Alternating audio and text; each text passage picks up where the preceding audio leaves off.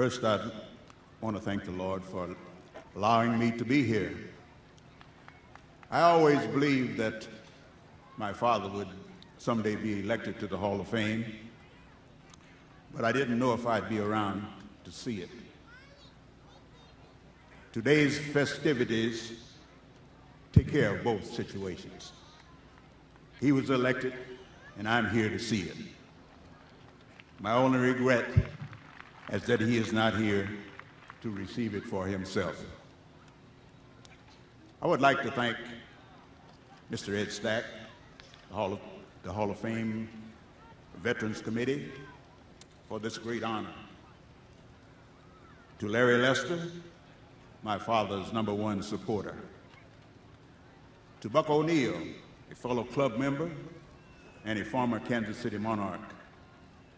And to Phil Dixon, author and Monarch researcher. And to my wife, Maxine, who helped me keep my feet on the ground. Wait a minute, Max.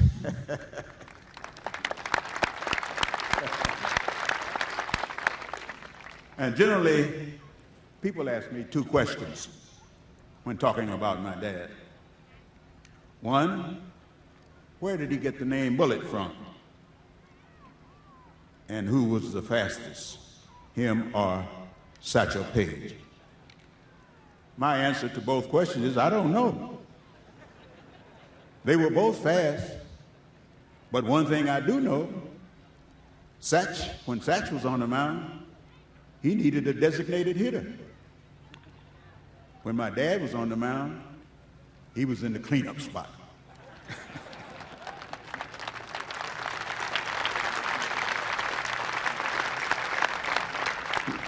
Listen to what Satchel Paige has to say about my dad.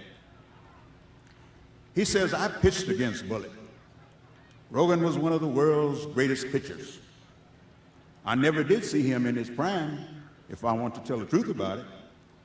I came up from Birmingham to Kansas City. He beat me 1-0 in 11 innings. Yeah, he was the only pitcher I ever knew, I ever heard of in my life that was pitching and hitting in the cleanup spot. He was a chunky little guy, but he would throw hard. He could throw hard as Smokey Joe Williams. Yeah, oh yes. He was #1 pitcher. Wasn't no maybe so about that. And this is what Chet Brewer has to say about that. He says, I played with Satch, and my dad insisted Rogan should have been put in the Hall of Fame before Satchel. Page only had his fastball, but Rogan had a fastball and a curve also. Yeah, Rogan could throw a curveball faster than most pitchers could throw a fastball. Brewer bragged, yes, he was the best pitcher I ever seen. And going through some mail, I came across a letter from a retired Master Sergeant, Bertram Beagle, who was in the 25th infantry with my dad. He says he never heard anyone call him Bullet. He says when he was in the service, they called him Cap. Beagle says in the Army, a captain was somebody.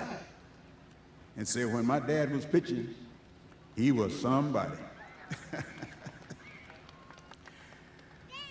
He says that when the 25th Infantry was playing ball, they would all sit in their starched khakis in the right field bleachers. And when my father came to bat, they would all chant, touch 'em all, Cap, touch 'em all. He was generally good for 1 or 2 home runs.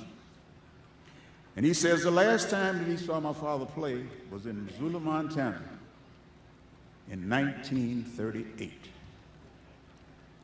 And as he sat in the stands that day, when my father came to bat, he remembered 20 years earlier what they used to chant. Touch 'em all, Cap, touch 'em all. And he did. Besides Dad, there were many great ball players in the Negro League. I expect my dad not to be the last one touched by the Veterans Committee. No Hall of Fame is complete without the likes of Smokey Joe Williams, Mule Suttle, Turkey Stearns, Biz Mackey, and fellow Monarch Hilton Smith and Willard Home Run Brown. Hopefully someday they can say the National Baseball Hall of Fame has touched them all. Again, thanks to everyone. The Hall of Fame, my friends, thank you. My family, thank you. And I thank you.